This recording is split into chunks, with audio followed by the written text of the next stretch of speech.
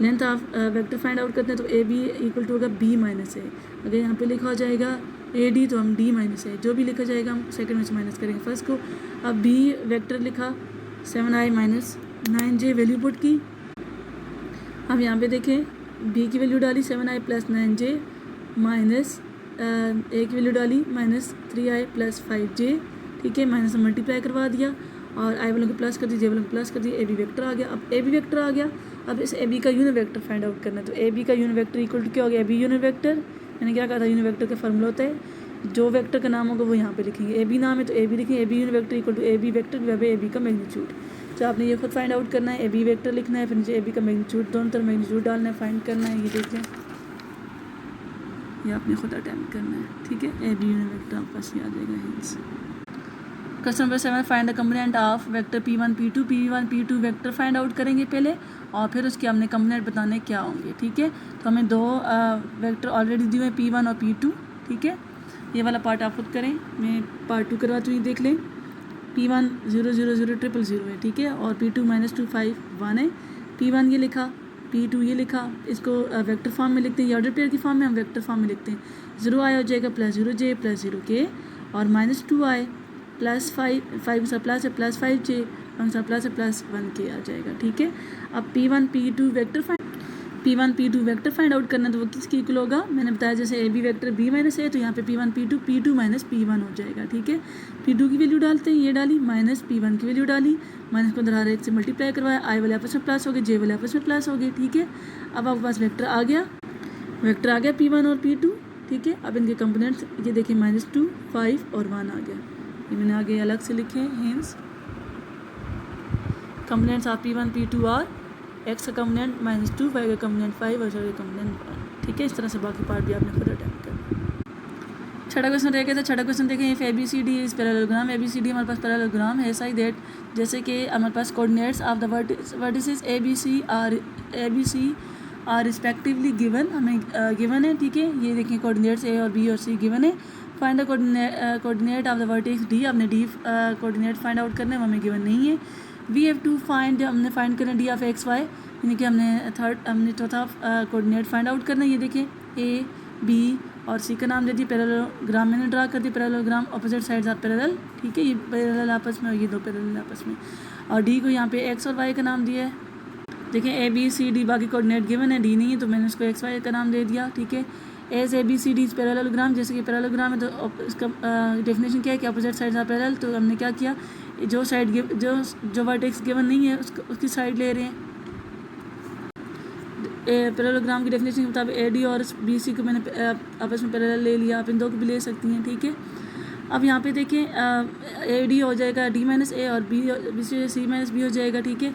फिर आप इनकी वैल्यूज़ को वेक्टर की फॉर्म में लेके यहाँ पुट कर सकती है, लेकिन मैंने नहीं किया, मैंने डायरेक्ट कर दिया। आप ऑर्डर पेयर से भी कर सकती हैं आपस में माइनस, ठीक है। कैसे माइनस कर सकते हैं, ये देखें, ये AD है तो ये और ये D पॉइंट है, ठीक है। देख लें सेकंड को पहले लिखेंगे, सेकंड माइनस इंटू -2 दोनों साथ I लिख लिया, प्लस y माइनस इंटू -3 दोनों साथ j लिख लिया, क्योंकि y के कंपोनेंट साथ j होता है। आगे इक्वल टू लिखा, BC का भी इस तरह से करना है, ठीक है। आपने ये देख लें 0 -1 I और 5 -4 और j लिख लेंगे, ठीक है। यानी कि आपके पास I और I आपस में माइनस हो के इस तरह से आ जाएंगे। अब देखिए x + 2i आ जाएगा, प्लस y + 3j आ जाएगा और i - i + j आ गया। अब I और j के कोफिशिएंट को हमने कंपेयर कर दिया, x + 2 = 2, इसका कोफिशिएंट -1 है, y + 3 कोफिशिएंट कंपेयर करके x और y की वैल्यू आ गई और D ऑफ XY की वैल्यू आ गई, ठीक है। ये आपने खुद अटैम्प्ट करना, देख लें। क्वेश्चन नंबर 8 है, फाइंड द इनिशियल पॉइंट, आपने initial point P find out करना है। इनिशियल पॉइंट को उसने P का नाम दिया है और टर्मिनल पॉइंट Q या टर्मिनल पॉइंट Q आप फाइंड आउट करेंगे। टर्मिनल पॉइंट को उसने Q का नाम दिया, विच एवर इज मिसिंग, जो इनमें से नहीं होगा, ठीक है। जो इनमें से मिसिंग होगा, P या Q मिसिंग होगा, आपने वो फाइंड करना है। या P होगा तो आप Q फाइंड करेंगे, Q होगा तो आप P फाइंड करेंगे। तो देखें पार्ट नंबर 1 है, P Q वेक्टर में दिया हुआ है, ठीक है, और P इनिशियल पॉइंट हमें दिया हुआ है। हमने अब P है तो हम Q फाइंड करेंगे। अब Q पॉइंट हमें गिवन नहीं है, ठीक है। टर्मिनल Q हम फाइंड आउट करेंगे। तो सबसे पहले गिवन की हेडिंग वेक्टर P Q मैंने R का नाम दे दिया, इक्वल टू -2i और -2 और 3 है। वेक्टर फॉर्म में लिखेंगे -2i + 3j हो जाएगा। और इनिशियल पॉइंट को मैंने वेक्टर की फॉर्म में लिख लिया, 1i - 2j आ गया, ठीक है। और टर्मिनल पॉइंट हमारे पास क्यू यहाँ पे मिसिंग है, वो नहीं है, तो इक्वल टू अननोन कर देंगे।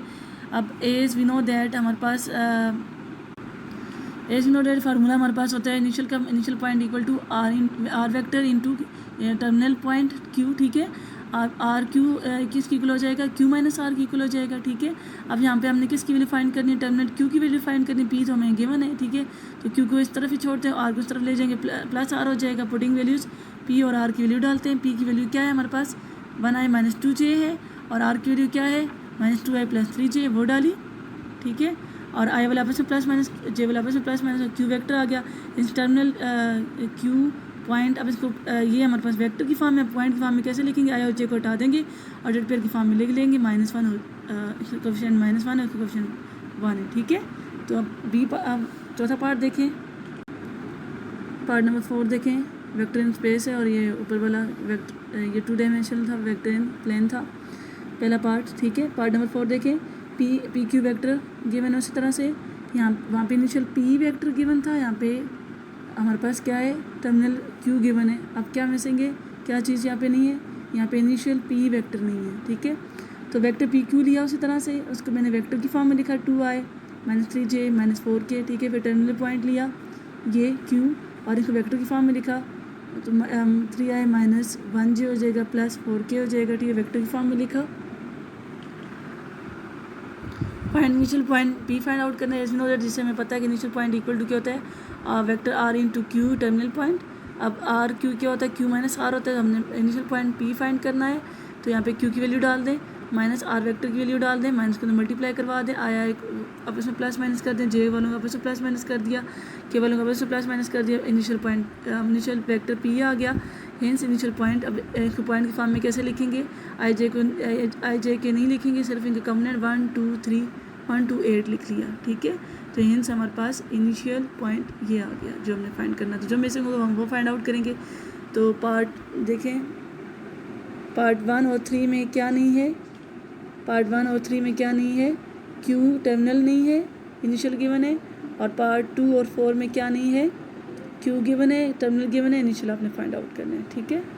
क्वेश्चन नंबर 9 है, बहुत ईजी है। देखिए, इफ ए वेक्टर दिया जाए एंड बी वेक्टर दिया जाए, सी वेक्टर की वैल्यू आपको दी हुई है, फाइंड वेक्टर ऑफ मैग्नीट्यूड 6।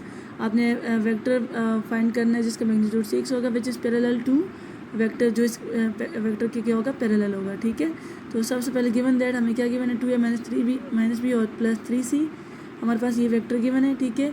अब उस तरह से लिखेंगे, ए वेक्टर लिखेंगे, एक वेक्टर की वैल्यू डाली, माइनस बी वेक्टर की वैल्यू डाली प्लस 3, और सी वेक्टर की वैल्यू डाली, ठीक है। फिर 2 ने मल्टीप्लाई करवा दिया हर एक के साथ, यहाँ पे माइनस अंदर हर एक से मल्टीप्लाई करवा दिया, 3 अंदर हर एक से मल्टीप्लाई करवा दिया, ठीक है। आई वालों को आपस में प्लस माइनस कर दिया, जे वालों को आपस में प्लस माइनस कर दिया, 2a माइनस बी और प्लस 3c वेक्टर का हमारे पास आंसर आ गया। अब यूनिट वेक्टर इक्वल टू क्या है, हमने कहा था यूनिट वेक्टर क्या होगा, मैग्नीट्यूड 6 इंटू इस वेक्टर का हमने 6 मैग्नीट्यूड इनके 6 से मल्टीप्लाई करवा के फिर हमने यूनिट वेक्टर फाइंड आउट करना है, ठीक है। तो क्या होगा, यूनिट वेक्टर इक्वल टू क्या होता है, 6, उसने कहा था मैग्नीट्यूड 6 रखना है, इक्वल टू 6 इंटू, अब यहाँ पे ये वेक्टर लिखेंगे और डिवाइड बाय इस वेक्टर का मैग्नीट्यूड, ठीक है।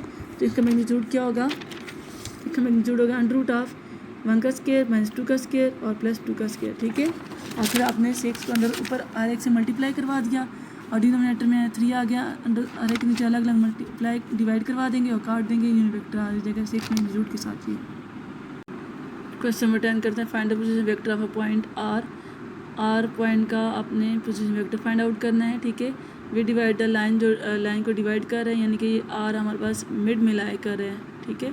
वी डिवाइड द लाइन को काट रहे हैं ये, ठीक है, दरमियान में से लाइन ज्वाइनिंग, लाइन के जो पॉइंट्स है, लाइन ज्वाइनिंग पॉइंट्स, लाइन के जो पॉइंट्स हैं whose position vector are, points को उसने पोजीशन वेक्टर की फॉर्म में दिया हुआ है पी और क्यू हमारे पास एक लाइन है, पी और क्यू उसके पॉइंट है, ठीक है। और आर उसको दरमियान से डिवाइड कर रहे हैं इन द रेशो 2:1 से डिवाइड कर रहे हैं, ठीक है। इंटरनली भी डिवाइड कर रहे हैं एंड एक्सटर्नली भी डिवाइड कर रहे हैं आर, ठीक है। आर डिवाइड कर इंटरनली और एक्सटर्नली इन रेशो 2:1 और लाइन का नाम है पी और क्यू, ठीक है। अब इसके बाद देखें, सबसे पहले when R divides P Q internally, जब आर पी क्यू लाइन को इंटरनली डिवाइड करेगा तब हम क्या फार्मूला लगाएंगे, और फिर एक्सटर्नली जो डिवाइड करेगा फिर उसके लिहाज से फार्मूला लगाएंगे। पहले हेडिंग देंगे when R divides P Q internally जब आर डिवाइड करेगा पी क्यू को इंटरनली, तो गिवन रेशो ये, इस रेशो हमारे पास ए रेशो बी इक्वल टू क्या है, यहाँ पे रेशो को 2.1 2:1 है, 2:1 रेशो गिवन है। इसको ए और बी का नाम देते हैं, ए हो जाएगा 2 और बी हो जाएगा 1। पी जो वेक्टर गिवन वो लिखा, क्यू वेक्टर गिवन वो लिखा, then by ratio theorem find out करते हैं। यहाँ पे और यहाँ पे सी था, यहाँ पे सी नहीं, हमने पोजीशन वेक्टर आर फाइंड करना है तो ओ आर लिखेंगे, ठीक है। ओ आर, ओ से आर तक पोजीशन वेक्टर जो प्लेन के अंदर आपके माइंड में हो वो। अब इक्वल टू, अब देखिए यहाँ पे जो पहली रेशो होगी ए, इसको मल्टीप्लाई करवाएंगे सेकंड वेक्टर के साथ, एक मल्टीप्लाई करवाएंगे क्यू के साथ प्लस, अब इंटरनली है तो प्लस लिखेंगे दरमियान में, और सेकंड रेशो को मल्टीप्लाई करवाएंगे फर्स्ट वेक्टर के साथ, सेकंड रेशो को मल्टीप्लाई बी को मल्टीप्लाई करवाएंगे फर्स्ट बी के साथ, ठीक है, फर्स्ट वेक्टर के साथ, divided by A plus B, ठीक है। रेशो को प्लस कर देंगे, इंटरनली है तो इसलिए प्लस डालेंगे दोनों में, ऊपर भी और नीचे भी। अब ओ आर इक्वल टू, अब ए क्या है, ए 2 है, फर्स्ट रेशो 2, क्यू वेक्टर की वैल्यू डाली, आगे प्लस बी सेकंड रेशो है 1, और पी जो है वेक्टर की वैल्यू डाली, ठीक है, और नीचे ए प्लस बी क्या है, ए 2 है बी 1 है, तो रेशो को प्लस कर दिया, 2 को न मल्टीप्लाई 1 को न मल्टीप्लाई कर दिया, आई प्लस आई आपस में प्लस हो गए माइनस हो गए, जे आपस में प्लस माइनस हो गए, के आपस में प्लस माइनस हो जाएंगे, और hence O R equal to आ जाएगा minus I plus 4 J plus K divide by 3 को सब कुछ अलग अलग लिख दिया। अब हेडिंग देंगे when R divides P Q in externally, जब आर पी क्यू को एक्सटर्नली डिवाइड करेगा, then by ratio theorem. Ratio theorem अब कैसे अप्लाई करेंगे देखें ज़रा। रेशो थ्योरम वही होगा, सिर्फ फ़र्क कितना होगा, प्लस और माइनस का।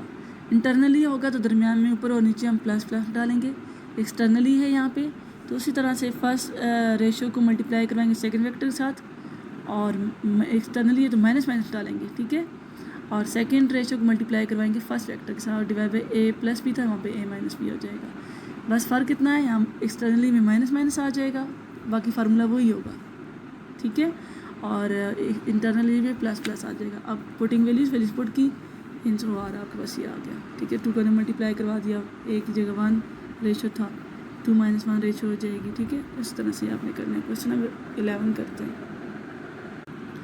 क्वेश्चन नंबर 11 करते हैं। 11 और 10 बिल्कुल एक जैसे हैं। 11 में और 10 में इतना सा फ़र्क है कि 11 में 10 में उसने कहा हुआ था आर आपने वेक्टर फाइंड आउट करना, पोजीशन वेक्टर, जबकि यहाँ पे पोजीशन वेक्टर का नाम नहीं दिया हुआ, यहाँ पे हम खुद से नाम देंगे और फिर आगे उस तरह से फाइंड आउट करेंगे। तो देखिए फाइंड आउट पोजीशन वेक्टर, उसने कहा उसी तरह से पोजीशन वेक्टर फाइंड आउट करने से नाम नहीं दिया कोई भी, इसमें आर कहा था, वहाँ पे यहाँ पे आर नहीं है, कुछ भी नहीं है, हम खुद से नाम देंगे। पोजीशन वेक्टर आपने फाइंड आउट करना of the point of division of the line segment को जो डिवाइड करेगा, ठीक है। जैसे ये आर डिवाइड करा था पी क्यू को पीछे क्वेश्चन में। अब यहाँ पे कोई भी वेक्टर उसने कहा आप नाम अपनी मर्ज़ी से दे सकती हैं, और डिवाइड करा लाइन को, और लाइन के जॉइनिंग पॉइंट्स क्या क्या हैं, यानी कि लाइन के पॉइंट यहाँ पे जॉइनिंग पॉइंट पी और क्यू था, और इसमें जॉइनिंग पॉइंट क्या है, point C with position vector 5j, C point है उसका पोजीशन वेक्टर 5j है, और डी पॉइंट उसके पोजीशन सी और डी पॉइंट है, ठीक है, और उसका पोजीशन वेक्टर सी और डी पॉइंट है, उनके पोजीशन वेक्टर्स ये हैं, इनके वेक्टर्स ये हैं। तो let position vector C, capital C को हमने स्मॉल सी का नाम दे दिया, position vector D small D का नाम दे दिया, देन सी इक्वल टू क्या हो जाएगा, small C equal to 5j हो जाएगा, और स्मॉल डी इक्वल टू हो जाएगा 4i प्लस j। ये देखें, तो ये देखें लाइन का नाम, लाइन को जो पॉइंट ज्वाइन करे वो सी और डी है, ठीक है। अब डी पोजीशन वेक्टर ये आ गया। लेट ए, जब हमने पोजीशन वेक्टर फाइंड आउट करने हैं उसे नाम नहीं दिया, हम खुद से नाम दे रहे। लेट ए सब पोजीशन वेक्टर है of the point A, capital point A का, ठीक है, यानी कि ए डिवाइड कर रहा है, that divide the segment C D, जो सी डी को डिवाइड कर रहा है इन द रेशो 2:5 में डिवाइड कर रहा है इंटरनली। तो आगे रेशो थ्योरम उस तरह से अप्लाई करेंगे, ठीक है, कि सेकंड वाला जो होगा 5 उसको मल्टीप्लाई करवा देंगे फर्स्ट वेक्टर सी के साथ, और 2 मल्टीप्लाई करवा देंगे सेकंड वेक्टर डी के साथ, और दोनों को प्लस कर देंगे। देख लें, जिसका पार्ट 2 आपका होमवर्क है, ठीक है। क्वेश्चन नंबर 12 है, फाइंड अल्फ़ा फाइंड करें so that alpha plus 1j और 2k इक्वल टू 3, इसका मैग्नीट्यूड इक्वल टू 3 है। तो गिवन दैट, जो आपको गिवन है वो लिखा, ठीक है।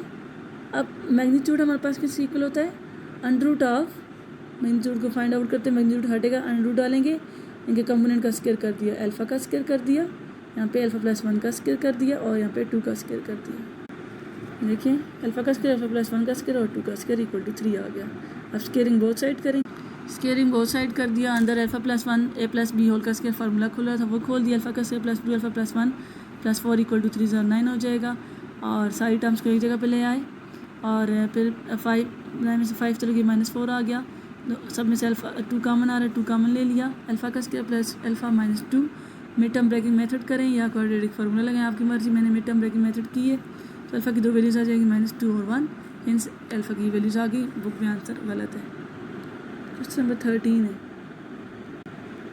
इफ़ यू इक्वल टू, आपको यू वेक्टर दिया जाए एंड वी वेक्टर दिया जाए एंड डब्ल्यू वेक्टर दिया जाए represent the sides of a triangle. अगर ये तीनों वेक्टर्स रिप्रेजेंट करें, साइड ऑफ ट्राइंगल को रिप्रेजेंट करें, find the value of Z, फिर आपने जेड की वैल्यू फाइंड आउट करनी है। तो by head to tail rule और triangle law of addition, head to tail rule को ट्राइंगल लॉ ऑफ एडिशन भी कहते हैं। वो क्या होता है, फर्स्ट 2 का sum equal to resultant vector, यही होता है ना। तो यानी कि u plus V equal to W हो जाएगा, पहले 2 को प्लस और रिजल्ट इक्वल टू रिजल्टेंट। अब मैंने क्या किया, w की वैल्यू डाली और u प्लस वी की वैल्यू डाली, ठीक है। अब अंदर माइनस प्लस माइनस, आई वाले आपस में प्लस माइनस, जे वाले आपस में प्लस माइनस हो गए लेफ्ट साइड पे, राइट साइड पे, ठीक है। अब आई कट गया, जे कट जाएगा, जेड के इक्वल टू 3 के कट गया, जेड इक्वल टू 3 आ गया, हेंस z इक्वल टू ये आ गया। क्वेश्चन 14 का the position vector of the point A B C D are, A B C D हमारे पास पोजीशन वेक्टर गिवन, ये है ए का, ये बी का, ये सी का और ये डी का गिवन रिस्पेक्टिव। इस तरह से शो दैट आपने शो करना A B and C D parallel, A B और सी डी पैरेलल है। तो गिवन हमें क्या, ए बी सी और डी की वैल्यू मैंने लिख ली। We have to show that, हमने शो करना है A B and C D are parallel. First हमें क्या चाहिए, ए बी वेक्टर चाहिए और सी डी वेक्टर चाहिए। ए बी वेक्टर क्या, बी माइनस ए वो किया और C D vector D minus C किया, ठीक है। देख ले, C D vector D minus C किया तो ये आ गया, ठीक है। अब इसमें से 3 कामन ले लिया तो -3 आई प्लस 2j माइनस भी कामन लिया हुआ है, ठीक है। अब ये वैल्यू किसकी आ गई, दोबारा ए बी की आ गई है। अब -3 इंटू ये 3 यानी कि लेमडा, तो हमारे पास पैरेलल की कंडीशन होती है कि ए बी इस पैरेलल कंडीशन होगी लेमडा इंटू, ठीक है, C D is parallel to lambda into A B, ठीक है। तो A B is parallel with C D हो गया। तो आपकी 3.2 कंप्लीट हो चुकी है। तो लेमडा पैरेलल की ये कंडीशन होती है, लेमडा